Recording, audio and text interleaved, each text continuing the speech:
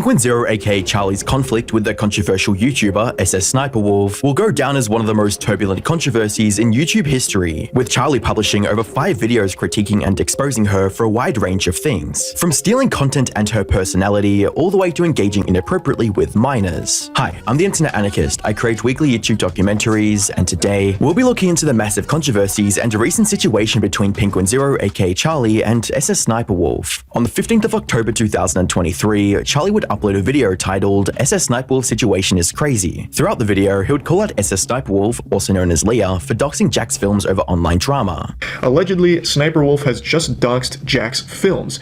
In an Instagram post, she posted this. Apparently, she even posted one of his house. It's just an extremely degenerate, up response to this whole situation from SniperWolf here. Charlie would go on to call SniperWolf malicious and weird, stating, going up to his house like she's about to, sell solar panels to him or something and ambush him with this conversation about this feud they have is not normal or acceptable. It's just like a malicious, weird thing to do. The video would attract huge attention from the online community, garnering over 9.4 million views and fostering a comment section that strongly stood against SniperWolf's actions, with comments reading, "If Jack did this to her, YouTube would erase every evidence of his existence off the platform, lock him up and throw away the key. Meet a kid dying with cancer? No. Be a creep and dox a YouTuber? Yes." As well as, "Driving 5 minutes to dox Jack's films is the most effort-filled thing she's done in years." Just 5 days later, on the 20th of October 2023, things would get a lot worse for SniperWolf, as Charlie would post another video titled SniperWolf Situation Just Got Worse. Throughout the video, Charlie would call out SniperWolf for having suspicious content involving minors. It's her encouraging some seemingly underage individuals to do some degenerate acts on video, and the way she encouraged them was almost like a wager you'd see out of a Bad Brothers film. She wagered her tits. It's like very odd, awful shit. But if you think this was bad, things were about to get even worse, with Charlie finding an even more incriminating post. She meets this girl who says that she's 16, and then agrees to show each other their...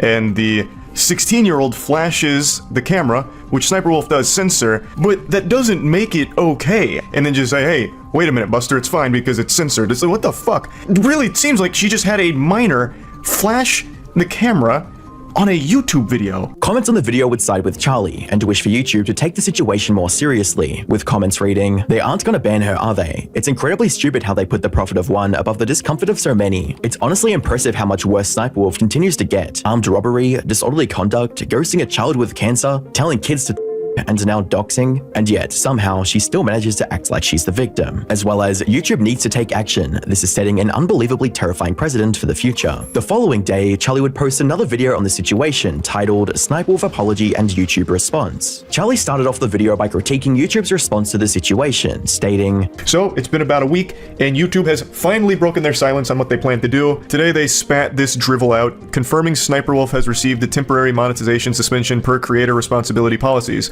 Off-platform actions that put others' personal safety at risk harm our community, and the behavior on both sides isn't what we want on YouTube. Hoping everyone helps move this convo to a better place." That is one of those things where you read it and it's like a flashbang hits you, like all your senses go out and you have to question if what you just read was real. Charlie would then go on to state that Jack's films didn't do anything wrong and that YouTube's response of taking both sides was completely unfair. Again, what did Jack's films do wrong? He is completely blameless here. There's no reason why they should be trying to make it sound like Jack's films did something wrong. His only crime was being alive, which gave her the means to target him. If they're trying to say that the criticisms that he keeps tossing towards SniperWolf is unwarranted, so the behavior is unacceptable, and that's even more delusional because there's nothing wrong with criticisms. This is one of those actions where it should have resulted in a harsh punishment. Charlie would then go on to speculate that SniperWolf and YouTube may have had some sort of agreement on the punishment behind the scenes. This was based on the timing of YouTube's response and SniperWolf's apology, where he stated, "The timing of her apology statement is also very interesting because it comes almost immediately after YouTube's post, so this leads me to believe that SniperWolf and YouTube had some kind of handshake agreement where it'll be like a light punishment as long as she makes an apology on Twitter." To end the video, Charlie would state that there are simply no defenses for her actions. There's really nothing she can say here. What she's done is absolutely indefensible. Like, I don't think she feels remorse for it or anything. I think she still believes that what she did is okay. It's just YouTube made her do this. The comments on the video would agree with Charlie's analysis, with comments reading, "She isn't sorry about what she did, she's just sorry that it backfired. My favorite part of her apology was when she typed his username incorrectly twice. Seems like a very sincere and meaningful apology, as well as, she ain't apologizing because she's sorry, she's apologizing because she's losing money and her reputation. Not only that, but she isn't even properly apologizing. She and YouTube are acting like a primary school principal who punishes both the bully and the bullied, and expects both of them to apologize to one another. Jax Films 100% needs to take legal action here. This is utter ridiculousness. While we're talking about fake creators, there's something you need to know. Recently, there's been an epidemic of fake YouTube gurus. These so-called experts post images of fake or bought YouTube play buttons and try to sell you overpriced courses or programs. One of the key red flags is that they'll claim they have the YouTube blueprint or some secrets to success on the platform. But that's not even the worst part. These so-called gurus prey on smaller creators by taking advantage of their dreams and charging them a fortune for empty promises, with buzzwords like YouTube automation and wild claims of monthly revenue by simply signing up to their program. But here's the reality. There is no single blueprint to YouTube success. These tactics have become so prevalent that several of my own audience members have actually reached out to me about being scammed, telling me their story and hoping I can make a video on the situation. However, the truth is, any attention is good attention for these individuals. Even trying to expose their bad tactics would simply up their sales even more. That's why myself and fellow YouTuber Trust Me Bro have spent the last 3 months creating 1 of 10 Community, the best free resource by creators for creators. We have nothing to sell you and there's nothing to lose by joining. You'll get access to behind the scenes of our channels, our exclusive guides, and monthly live workshops where you can ask us questions. If this interests you, there'll be a link below where you can request to join, as we'll be launching within days of uploading this video. With that being said, let's get back into SniperWolf's story. Over the following month, SniperWolf continued her content like usual, and it almost seemed like she got away with it. However, on the 12th of November 2023, Charlie would publish yet another video. In a video titled New SniperWolf Drama, Charlie revealed that SniperWolf was not only stealing her content, but also allegedly stealing her own voice and personality from another female creator. For context, on the 10th of November 2023, Nerd City would publish a video titled SniperWolf Stole Her Life. The video would go in depth and reveal several occasions that SniperWolf not only stole video ideas, but even accents and personalities from fellow YouTuber Azzyland, while simultaneously trying to bully her.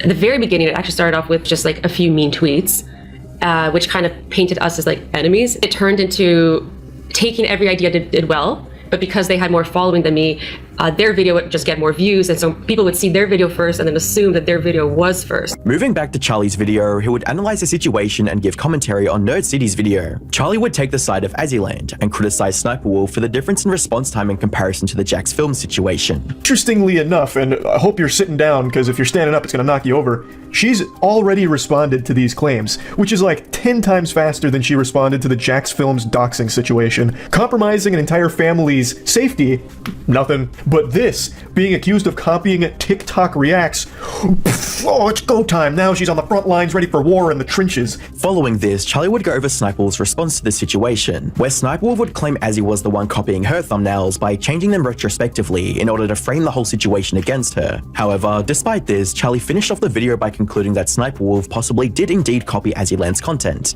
At the end of the day, it's TikTok reacts.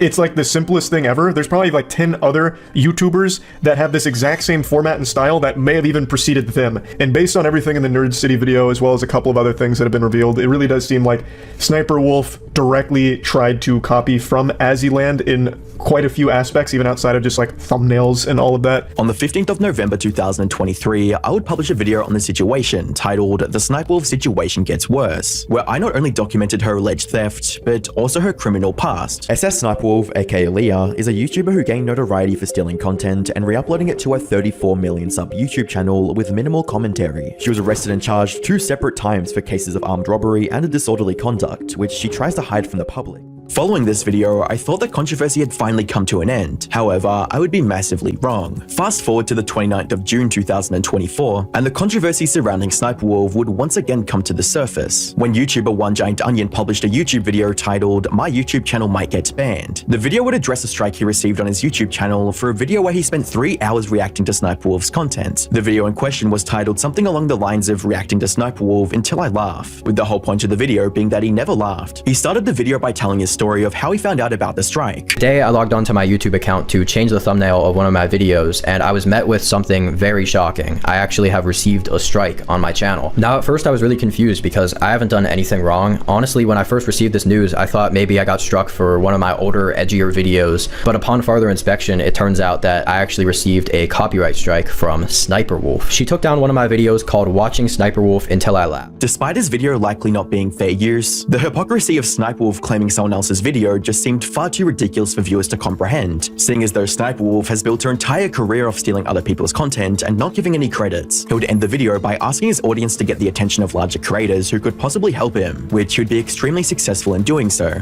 A week later, on the 8th of July 2024, Charlie would finally take notice of the situation, where he would post a video titled "SSNiperWolf striking a channel is crazy." During the video, Charlie would critique SSNiperWolf for allegedly striking his video, despite her not even owning her own content. Her content would not fit under a transformative argument under any circumstances, because usually she just plays the entire TikTok that she's reacting to with no input, and then maybe afterwards says, "Geez, zoinks! Can you believe that?" And then she has the chutzpah to strike One Giant Onion for reacting to her content. It's craziness. Charlie would end the video by calling her a hypocrite, stating, "Yes, reacting to 3 hours worth of her content was probably not the best idea, but it should have never resulted in a strike to his channel, because she is literally doing what he does, but broken up over the course of years and like 6 videos a week doing it, as opposed to one 3-hour video on content she doesn't even own, thus shouldn't even have the right to copyright strike on behalf of."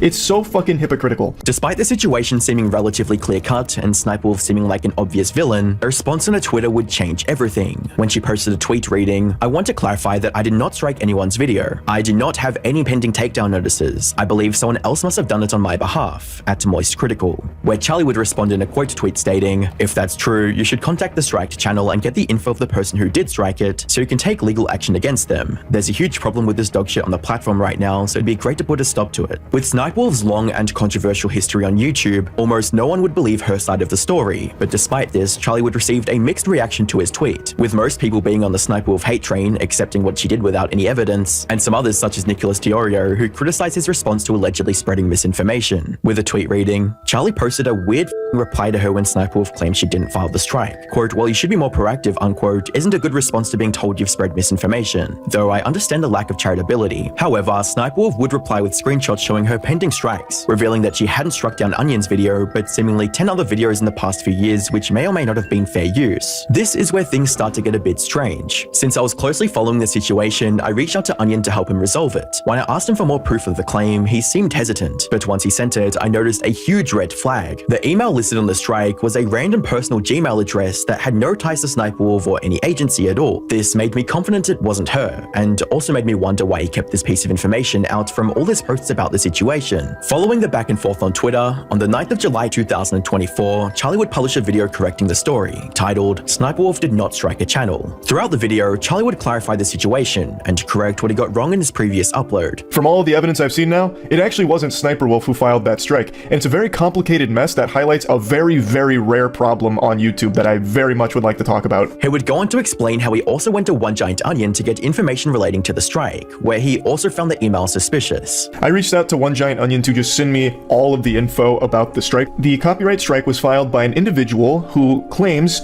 to be representing a collaborative agency that works with SSNiperWolf. However, what's definitely not a core part of their strategy is having the agents that are filing these takedown requests and strikes use a fucking personal Gmail account. So that's where things immediately became very clear to me that this is probably straight up horseradish. Later in the video, Charlie would also state that he reached out to SSNiperWolf, where she confirmed that she doesn't work with the agency and that they've actually targeted her channel as well. So this definitely seems like someone pretending to work at that agency and then filing this strike. But I reached out directly to SSNiperWolf just to 100% confirm whether or not she's associated with this group. She confirms she does not work with them at all, and even goes as far as to mention that this group has targeted her channel in the past as well. Charlie would close off the video by doing something no one could have ever expected. He apologized to SSNiperWolf. So apologies to SSNiperWolf. I'm sorry for the big headache that this must have caused when she didn't do it.